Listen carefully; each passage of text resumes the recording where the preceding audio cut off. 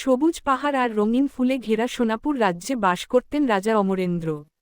তার ছিল ৫ কন্যা। ৪জন রাজকন্যা নিজের সৌন্দর্য, পোশাক আর অলংকার নিয়ে সবসময় অহংকার করত। কিন্তু সবচেয়ে ছোট রাজকন্যা কিরণমালা ছিল সবার থেকে আলাদা, সে ছিল দয়ালু, বিনয়ী আর মায়াবী। এই রাজ্যের সবচেয়ে বুদ্ধিমতী রাজকুমারী আমি, রাজকুমারী মণিমালা। এই রাজ্যে আমার চেয়ে বুদ্ধিমতী কেউ নাই। আমি হলাম সবচেয়ে বুদ্ধিমতী রাজকুমারী। আর আমি হলাম এই রাজ্যের সবচেয়ে সুন্দরী রাজকুমারী। আমার চেয়ে সুন্দর রাজকন্যা কেউ নাই। আমার সৌন্দর্যে সবাই মুগ্ধ। আমি এতটাই সুন্দরী, আমাকে দেখে কোনো রাজকুমার চোখ ফেরাতে পারে না। আমার চেয়ে সুন্দর চুল রাজ্যে কারোর নাই। আমি তো চুলের রানী। আমার চুল তো সবাইকে মুগ্ধ করে। মুকুট পরে আমাকে রানীর মতো দেখতে লাগে। এই রাজ্যের হবু রানী। তোমরা যাই বলো, আমার চেয়ে ভালো নৃত্য এই রাজ্যের কেউ করতে পারে না। এখন পর্যন্ত আমাকে কেউ হারাতে পারেনি। আমি সবচেয়ে ভালো নৃত্য করি, এটা সবাই পারে না। হ্যাঁ হ্যাঁ, তোমরা ঠিকই বলেছ। আমরা সবাই কোনো না কোনো গুণের অধিকারী। আমাদের এই গুণই আমাদের সবার চেয়ে আলাদা করে। কিন্তু ছোট রাজকুমারী, তার তো কোনো গুণই নাই। সে শুধু পারে পিতার কাছে কিভাবে ভালো হওয়া যায়। শুধু তার মায়াবী চেহারাতে সবাই ভাবে সে খুব ভালো। আসলে খুবই বজ্জাত। সবার কাছে ভালো হওয়ার নাটক করে, এটাই তার গুণ। তুমি ঠিক বলেছ মণিমালা। আমাদের যে গুণ আছে ছোট রাজকুমারী সারা জীবন সাধনা করেও পাবে না। তাকে দেখে তো মনে হয় সে কোনো রাজকন্যাই না। কেমন পোশাক পরে তাকে দেখে মনে হয় কোনো গরিবের মেয়ে।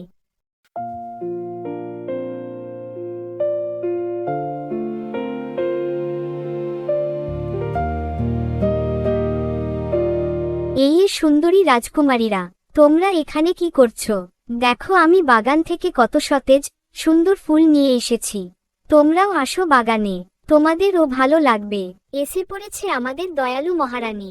তোমাকে কে বলেছে আমাদের জন্যে ফুল আনতে? আমরা তোমার মতো ফুল তুলে সময় নষ্ট করি না। আমাদের কাজ আছে কিরণমালা। তোমার মতো এত অলস আর ধোঁকাবাজ নয় আমরা। তুমি একজন রাজকন্যা হয়ে সামান্য ফুল তুলে বেড়াচ্ছ। তোমার কি আর কোনো কাজ নাই কিরণমালা? না না, তোমরা ভুল বুঝছো। সকালে বাগানে গেলে তোমাদের ভালো লাগবে, তাই তোমাদের যেতে বলেছি। তোমাদের অনেক গুণ আছে, এটা আমি জানি। আমি গর্ব করি তোমাদের নিয়ে। আমার বোনেদের কত গুণ, এটা সত্যি ভাগ্যের ব্যাপার। আমি বলতে পারি সবাইকে। এত আদিক্ষেতা করতে হবে না তোমাকে। আমরা জানি তুমি কেমন। পিতার কাছে ভালো হওয়ার চেষ্টা করো, যাতে তুমি এই রাজ্যের রানী হতে পারো। আমরা সব বুঝি কিরণমালা। তুমি আসলে আমাদের বোকা বানাতে চাও। নিজেকে খুব চালাক মনে করো। তুমি এখান থেকে এবার যাও কিরণমালা। তোমাকে দেখলে আমাদের দিনটাই খারাপ যায়। তুমি এখন এখান থেকে যাও। তোমরা আমাকে ভুল বুঝো না, আমি চলে যাচ্ছি।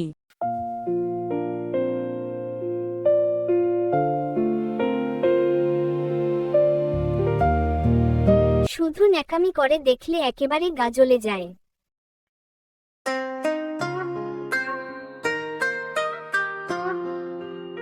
কি হয়েছে আমার ছোট্ট রাজকন্যার? মনে হচ্ছে মনটা খুব খারাপ। কার এত বড় সাহস আমার রাজকন্যাকে কষ্ট দিয়েছে? শুধু নামটা বলো, আমার ছোট্ট সোনা। পিতা, আপনি কিভাবে বুঝতে পারেন আমার কিছু হলে? আপনি কিভাবে আমার মনের খবর রাখেন? পিতা, আপনি কি কোনো মন্ত্র জানেন? আমার ছোট রাজকন্যার কিছু হলে বুঝতে পারবো না তা কি হয়? তোর মা মারা যাওয়ার পরে আমি তোকে কোলেপিঠে করে মানুষ করেছি, রাজ্য সামলিয়েছি। আমি কি তোর মনের কথা বুঝবো না? পিতা, বোনেরা আমাকে এত অপছন্দ কেন করে? আমি তো তাদের খুব ভালোবাসি। আমি তাদের কাছে অন্য বোনের মতো নয় কেন? তোর বোনেরা তোকে অপছন্দ করে এটা আমার অজানা নয় মা। তারা মনে করে তোদের মায়ের মৃত্যুর জন্য তুই দায়ী। কিন্তু কেন পিতা, আমি কি করেছি? আমি তো একটা ছোট্ট অবুঝ শিশু ছিলাম। তারপরেও আমাকে কেন দায়ী করে? আমি নিজেও মায়ের ভালোবাসা থেকে বঞ্চিত। তোর মা যখন মারা যায় তখন তুই একেবারে ছোট শিশু, আর বড় রাজকুমারীদের ৮ বছর বয়স। আমি খুবই চিন্তিত ছিলাম তোকে নিয়ে, তোর বোনদের নিয়ে। এই রাজ্যের ভার আমি কিভাবে সামলাবো? কিন্তু আমাকে সবকিছু সামলাতে হয়েছে একা হাতে। দাসীরা তাদের দেখাশোনা করেছে, কিন্তু মানুষের মতো মানুষ করতে পারেনি। মা মরা মেয়েদের কোনো কিছুতে কমতি হতে দেয়নি। যখন যেটা চেয়েছে হাতের কাছে তাই পেয়েছে। আমি তাদের সোনায় মুড়িয়ে রেখেছি, তাদের কোনো কষ্ট পেতে দেয়নি, যাতে তারা তাদের মায়ের অভাব বুঝতে না পারে। কিন্তু তারা সবকিছু পেয়ে তাদের মনে অহংকারের পাহাড় তৈরি করেছে। এটা বুঝতে পারিনি। আর তোমার ছোট থেকে চাওয়া খুব কম ছিল, প্রয়োজনের বেশি কখনো কিছু চাওনি। তোমার মা তোমার মতোই ছিল। তোমার মা মারা যাওয়ার পরে তোমাকে তারা দুচোখে দেখতে পারত না, তাই আমি তোমাকে আমার নিজের কাছে রেখেছি। তুমি ওদের মতো হতে পারোনি। আমি তাদের অনেক বুঝিয়েছি, কিন্তু কোনো লাভ হয়নি। ঠিক আছে পিতা, আপনি রাগ করবেন না বোনদের ওপর। আমি নিজে আজ থেকে রাগ করব না। আমি এখন ওদের কষ্ট বুঝতে পারছি। তুমি নিজের ঘরে যাও আর বড় রাজকন্যাদের ডেকে পাঠাও, আমার তাদের সঙ্গে কথা আছে। পিতা আমি চলে যাচ্ছি, কিন্তু আপনি তাদেরকে বকবেন না। আমি তাদের বিরুদ্ধে আপনার কাছে কোনো অভিযোগ করতে আসিনি। মনে হচ্ছে আপনার মন ভালো নাই পিতা। কি হয়েছে আমাদের বলুন। আপনার কি শরীর খারাপ করেছে? রাজবৈদ্যকে কি ডাকব? না রাজকুমারী, রাজবৈদ্যকে ডাকতে হবে না। আমার ব্যথা শরীরে নয়, আমার ব্যথা মনে। এই ব্যথা তোমাদের কারণেই পাচ্ছি। কিন্তু পিতা আমরা কি করেছি এটা তো বুঝতে পারছি না। তোমরা তোমাদের বোন রাজকন্যা কিরণমালাকে কষ্ট দাও। তাকে তোমাদের মায়ের মৃত্যুর জন্য দায়ী করে রেখেছ। তোমাদের কতবার বুঝিয়েছি, তোমার মায়ের মৃত্যুর জন্য কিরণমালা দায়ী নয়। তোমার মায়ের শরীর অসুস্থ ছিল, তাই সে মারা গিয়েছে। এখানে কারোর হাত ছিল না। সে যদি সত্যি দায়ী হতো, তাহলে আমি নিজে তাকে কারাগারে বন্দী করতাম। তোমরা কেন বোঝার চেষ্টা করো না? একটা ছোট্ট বাচ্চা, সে তো নিজেই মায়ের ভালোবাসা থেকে বঞ্চিত। পিতা আপনি আমাদের চেয়ে কিরণমালাকে বেশি ভালোবাসেন। তার ভালোবাসায় আপনি অন্ধ হয়ে গেছেন, তাই কিছু দেখতে পারছেন না। কিন্তু আমরা অন্ধ নয়, আমরা জানি এটা ওর চক্রান্ত। আমি চাই আজ থেকে তোমরা কিরণমালার সঙ্গে মিশবে, তার সাথে বাগানে যাবে, ঘুরবে, আর কোনো কথা শুনতে চাই না। মণিমালা দেখো জায়গাটা কত সুন্দর। মনে হয় প্রকৃতির সব সৌন্দর্য এখানে ফুটে উঠেছে। ফুল, পাহাড়, ঝর্ণা, সবকিছু দেখে তো আমি মুগ্ধ হয়ে গেছি। তুমিও কি কিরণমালার মতো কথা বললে রাজকুমারী অরুণা? তুমি জানো না কিরণমালার মতো প্রকৃতির মাঝে হারিয়ে গেলে চলবে না। আমাদের এই রাজ্য চালাতে হবে। এই সামান্য জিনিসে মুগ্ধ হলে কি করে চলবে? তুমি ভুল বুঝছো রাজকুমারী মণিমালা। আমি কিরণমালার মতো কেন কথা বলবো? আমি তো শুধু প্রকৃতির প্রশংসা করছিলাম। এতে কোনো দোষ নাই। প্রকৃতি তো আমাদের বাঁচতে শেখাই, আমাদের মনের সমস্ত মলিনতা দূর করে দেই। তুমি দেখো প্রকৃতি আমাদের শান্তি দেই। রাজকুমারী হয়ে কখনো কোনো জিনিসের প্রতি এত আগ্রহ ভালো নয় রাজকুমারী অরুণা। ঠিক আছে মহারানী, আর বলবো না। এবার চলুন ওদিকে যাওয়া যাক। দেখেছ ঝিনুকমালা, এই ফুলগুলো কত সুন্দর ফুটে আছে। আমি নিজে হাতে এই ফুলগুলোর যত্ন করি। এই ফুল সকালে ফোটে, আর দুপুরে ফুলের পাপড়ি বন্ধ হয়ে যায়, ঠিক যেমন আমরা ঘুমাই। চলো, ওদিকে আরো অনেক ফুল আছে, তোমাকে দেখাই, তোমার ভালো লাগবে। ঝিনুকমালা কোথাও যাবে না। তোমার মতো এত অযথা সময় আমাদের নাই এসব দেখার। একজন রাজকন্যা হয়ে দাসীর মতো কাজ করার স্বভাব তোমার যাবে না। পিতার কাছে আমাদের বিরুদ্ধে নালিশ করে আমাদের এখানে আনার শাস্তি তুমি পাবে। তোমার সব উদ্দেশ্য আমরা বুঝতে পারি কিরণমালা। তুমি কি ভেবেছ আমরা তোমার কথা মতো চলব, আর তুমি আমাদের রানী হয়ে রাজ্য চালাবে? তা কখনো হবে না কিরণমালা। তোমার সব উদ্দেশ্য আমরা জানি। তুমি আসলে খুবই চালাক, কিন্তু আমাদের বোকা বানানোর মতো বুদ্ধি তোমার এখনো হয়নি। বোনেরা আমাকে আবারও ভুল বুঝল। আমি তো ওদের সঙ্গে মিলেমিশে থাকতে চেয়েছি। আমাকে কেন এত অপছন্দ করে? আমি কবে ওদের ভুল ভাঙতে পারবো? আর কিভাবে করব? পিতাকে আর কিছু জানাবো না, তাহলে পিতা তাদের উপর রাগ করবে। যা করার আমাকেই করতে হবে। এই বুড়ি এখানে কি করছো? কে তুমি? এটা কি মগের মুল্লুক নাকি? অন্য কোথাও জায়গা নাই? রাজপ্রাসাদের বাগানে ঢুকে পড়েছ।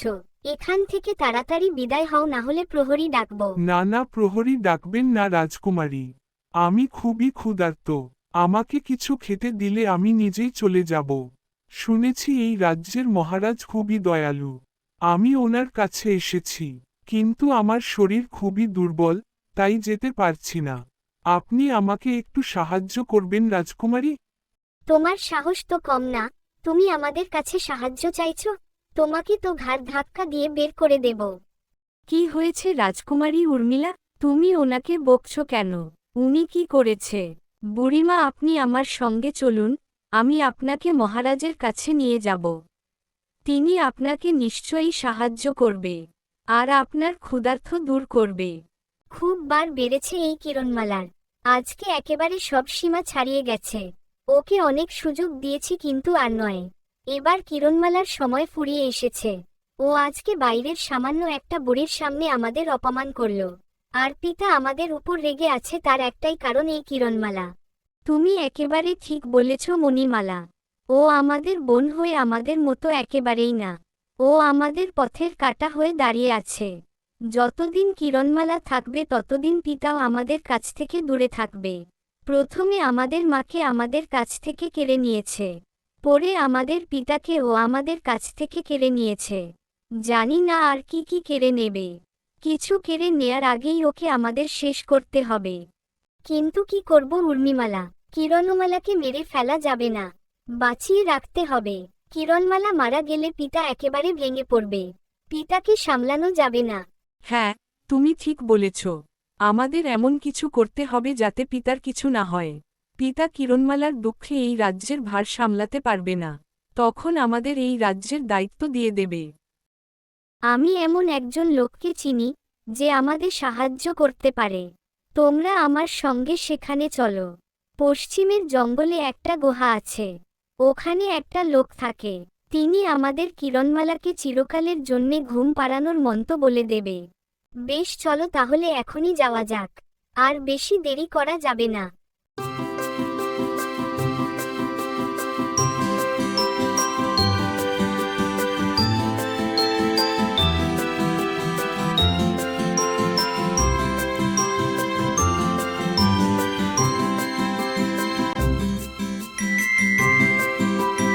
বাবা, আমরা সোনাপুর রাজ্যের রাজকুমারী। আমাদের একটা কাজ করে দিতে হবে।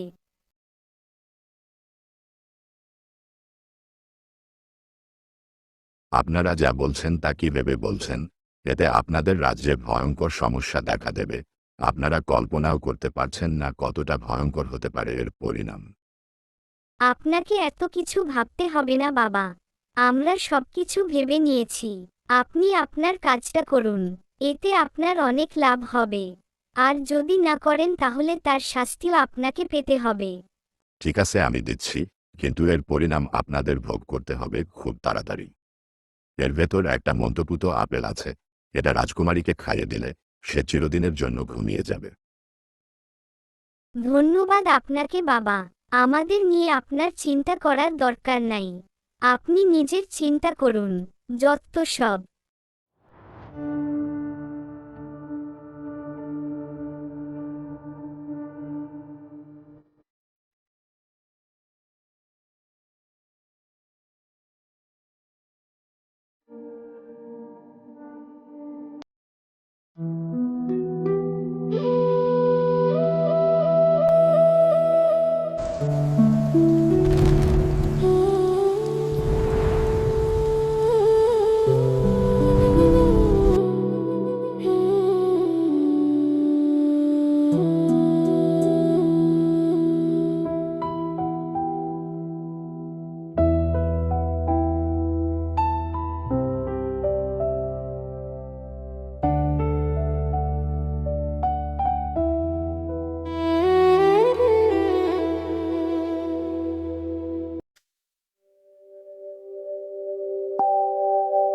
মহারাজ, ভয়ঙ্কর এক দুঃসংবাদ আছে।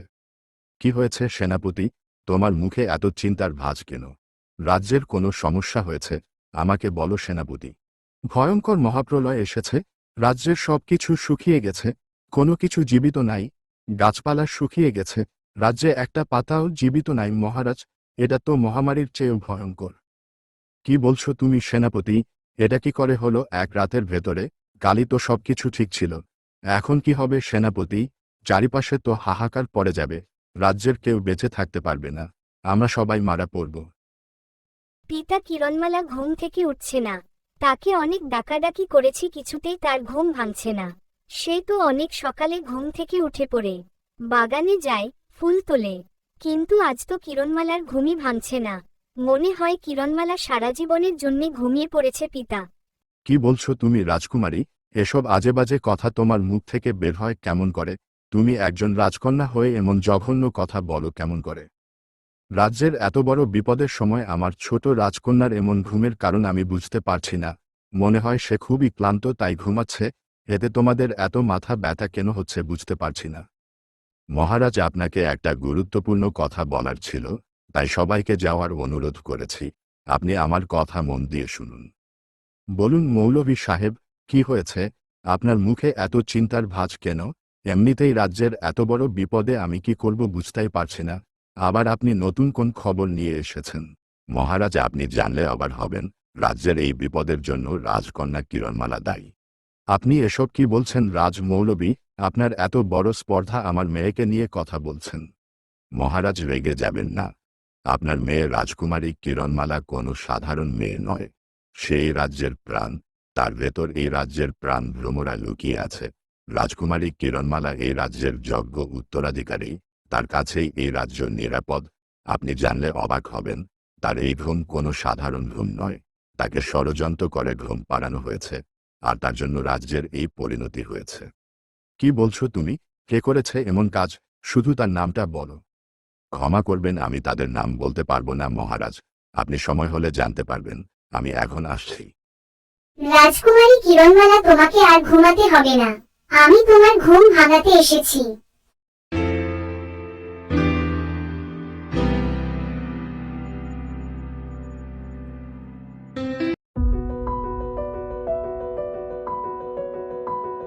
কে তুমি? আমি তো তোমাকে ডাকিনি। তোমাকে দেখতে একেবারে পরীর মতো। আমার কাছে কি চাও? রাজকুমারী কিরণমালা, আমি মায়াপরী। সেদিন তুমি যাকে খাবার খাইয়েছিলে, আমি সেই বৃদ্ধা। আমি সেদিন রূপ বদলে তোমাদের পরীক্ষা নিচ্ছিলাম, আসলে কি তুমি এই রাজ্যের যোগ্য উত্তরসূরি কিনা। কিন্তু তুমি সেই পরীক্ষায় উত্তীর্ণ হয়েছ, তাই আজকে তোমার ঘুম ভাঙাতে আসলাম। তোমার বোনেরা তোমাকে চিরদিনের জন্য ঘুমিয়ে রেখেছিল, যাতে তারা এই রাজ্য দখল করতে পারে আর তাদের পথের কাঁটা সরে যায়। কিন্তু তোমাকে ঘুমিয়ে রাখা অতটাও সহজ নয়। তোমার ভেতরেই এই রাজ্যের প্রাণ। তুমি ঘুমিয়ে থাকলে এই রাজ্যেও যে ঘুমিয়ে থাকে। তাই আমি আমার দায়িত্ব পালন করতে চলে এলাম, মহারানীর ঘুম ভাঙিয়ে দেওয়ার দায়িত্ব। এখন আমি আসি তাহলে, পরে আবার আসবো। কিরণমালা, তোর ঘুম ভেঙেছে মা? কিভাবে এসব হলো? কে তোকে ঘুমিয়ে রেখেছিল?